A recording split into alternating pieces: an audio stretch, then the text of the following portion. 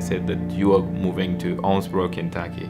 And then I said, okay, Owensboro, Kentucky, it was the first time in my life that I heard about this place. I never heard that there is a state called Kentucky.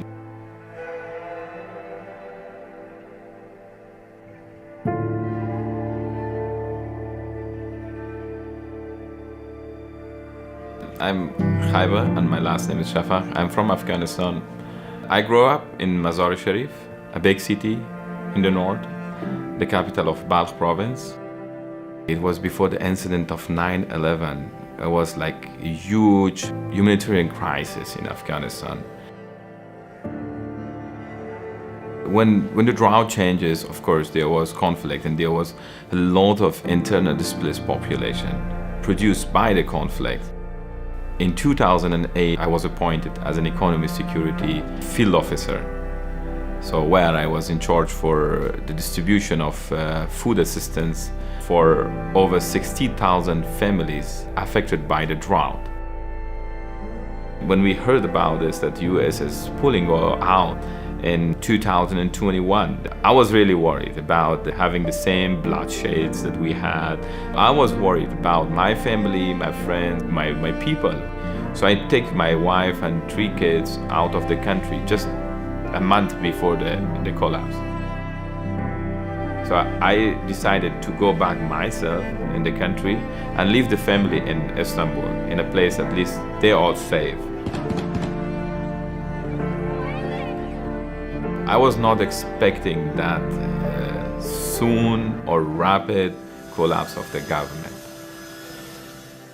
When we heard that there were going to be many Afghans that were coming out of Afghanistan after Kabul fell, there was a program called humanitarian parole, and that differed quite a bit from a regular refugee resettlement program. We went from 2 to 3 Afghan arrivals to about 170 Afghan arrivals in less than a month.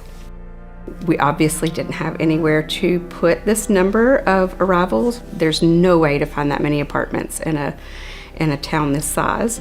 We partnered with some of our donors and some other people to get rooms at a hotel. We waited for 3 months. After 3 months, they said that you are moving to Owensboro, Kentucky. Then I said, okay, fine. When I'm leaving, they said, you're leaving tomorrow and at 2 in the morning. It was like nothing we'd ever seen before with the resettlement effort and with the volunteers that came forward to plan for the Afghan arrivals. I gave an overview of what the immigration picture was going to look like. We talked about how it was going to be necessary for the Chamber of Commerce to be involved, to get job interviews and to get jobs for people, and how to organize donations. I'm very grateful for the overall community and the ecumenicism that we saw with all of the religious organizations to come together and assist in the way that they best could. Susan Gieser, the director of Catholic Charity, she came to the hotel and she had a presentation of the immigration for all the Afghan refugees, and I was doing the translation. And so at that time, I was coming out of my car and I was actually greeted by Khaibar. He's impressive, sharp, a really powerful presence, and he commanded the room. Wow, this guy really knows what he's doing. And then I said, okay, let me help you. I've been helping the people. I've been controlling lots of big crowds. And I'm a volunteer, and I will be a volunteer for the whole of my life. So I made a spreadsheet. So I asked everybody, bring me your list, the names, last names, age. Who had a conditional approval for their I-360, what the family size was of the head of household in that. It was just, I was like, wow, this is amazing. Khaibar actually offered to be the last one at the hotel. I think he was like number 5 on the list to move out, but because he provided so much support both in translation and help to the people who were staying there, he didn't want to abandon them, and he said he would be the last to leave, and he was the last to leave. So now everybody's out of the hotel and everybody is leaving there.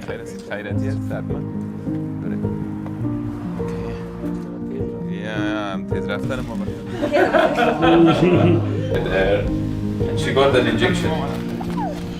Well, we are happy, you know, we are secure, so it's no problem to us. Now we start a new life in America, so we are really happy. We planned, my asylum interview was like 2 weeks ago in Chicago. Still waiting for the result and hopefully a positive one so I can start the process for my family to bring them here.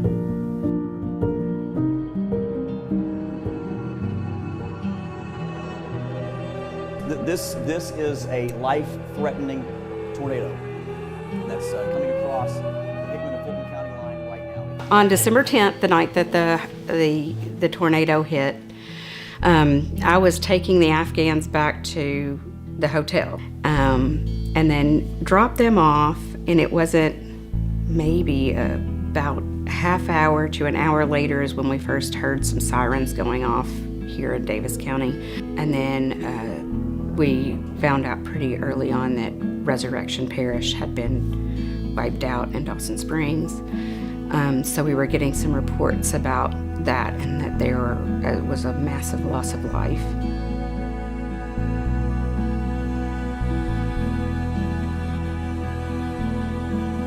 But I knew that we were going to be impacted and that we were going to have to go down. So found Kaibar, and I said, we're going to have to take care of these tornado survivors. We're not going to have time to do all these appointments, and I'm so sorry. And Kaibar turned to me and he said, Miss Susan, you know that I worked for the International Red Cross, and I've done landslides and earthquakes and floods in Afghanistan, and give me an apron and point me in the direction I need to go. I can help. In that moment, I thought, how great is it that this guy landed here in Owensboro and is so willing to help us out with our problem right after he's been through hell. And when his family is still in Turkey, he's here offering to help me. I had a kind of feeling that why God sent me to Kentucky, and it's why I'm here. If I could do something for these people, why not? For me, my happiness is always in helping others. That's the thing that I would like to do, and I will do it from the whole of my life.